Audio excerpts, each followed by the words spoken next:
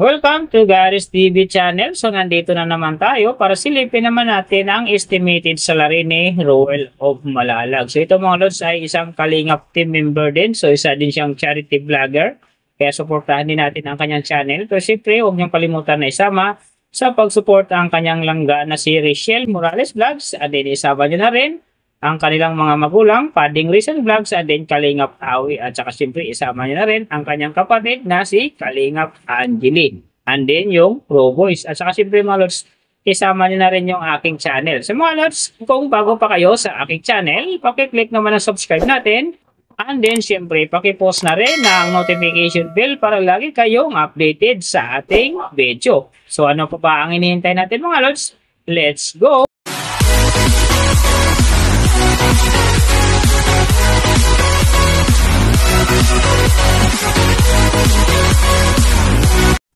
So mga lods, si Roel of Malalag sa ngayon ay mayroon na siyang upload videos na 2,578.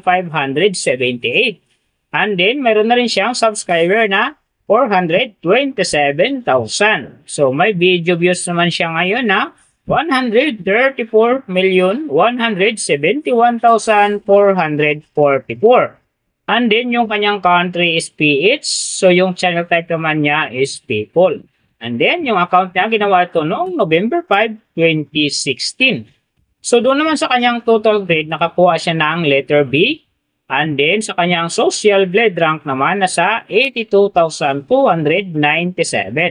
So, doon naman sa kanyang subscriber rank, nasa 1,908. And then, sa kanyang video views rank naman, nasa 142,876. So, doon naman sa kanyang country rank, nasa 636. And then, sa kanyang people rank naman, nasa 1,476. So, nakita na natin yung kanyang ranking. Silipin naman natin yung kanyang last 30 days na subscriber.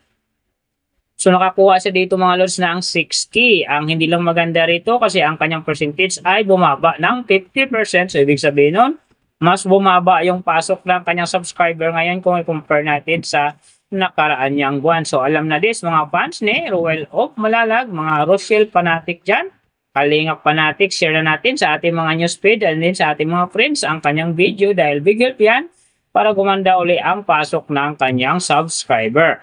So doon naman sa kanyang views mga lods in the last 30 days, nakakuha siya ng 6,321 views. So, hindi rin maganda ang kinalabasan mga lods kasi ang kanyang percentage naman dito ay bumaba ng 9.7%. So, ibig sabihin, bumaba din ang pasok ng kanyang views kung i-compare natin sa nakaraan niyang buwan. So, mga lods, mahalaga talaga ang pag-share ng video dahil big help yan para gumanda ang pagpasok ng kanyang subscriber and then siyempre yung kanyang views. So, nakita na natin yung kanyang ranking with last 30 days subscriber and then yung kanyang views. Silipin naman natin yung kanyang daily summary from subscriber, views, and then yung kanyang earning. So, sa kanyang subscriber mga lods, may 3 araw akong nakita rito na umangat ng tig 1K. Simula noong November 11, nakakuha siya ng 1K. And then, nasundan naman ito ng November 16, nakakuha ulit siya ng 1K. So, pagdating naman ng November 18, nakakuha ulit siya ng 1K. Kaya ang kanyang subscriber ngayon nasa 427,000. So, doon naman sa kanyang views mga lods, yung magaganda rito, November 10, nakakuha siya ng 467,000. And then, pagdating naman ng November 13, nakakuha siya ng 283,000. So, pagdating ng November 14, nakakuha siya ng 540,000. And then, November 17, nakakuha siya ng 466,000.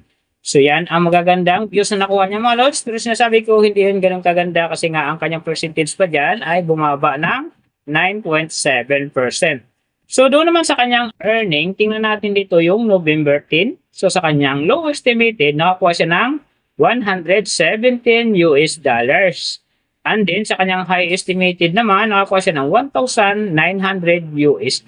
So, ang mga yan naman mga lods, daily summary lang, mas maganda kung silipin natin yung naka-round off na from daily, weekly, and monthly para malaman na natin kung magkano na ngayon ang estimated salary ni Roel of Malalag dito sa YouTube. So, unahin natin yung kanyang daily average. So, sa daily subscriber, nakakuha siya ng 200. And then, sa kanyang views naman, nakakuha siya ng 210,000. So doon naman sa kanyang daily low estimated ng kanyang earning, nakakuha siya ng $53. So times natin sa 58, mayroon siyang 3,074.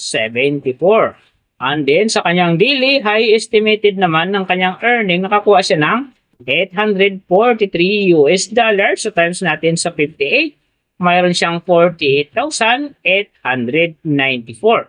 So yan mga lods, ang kanyang daily average. So pupunta naman tayo sa kanyang weekly average. So sa weekly subscriber, nakakuha siya ng 1.4K.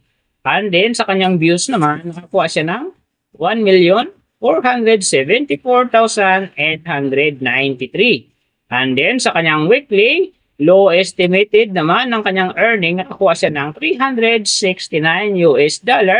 So times natin sa 58, mayroon siyang 21,402.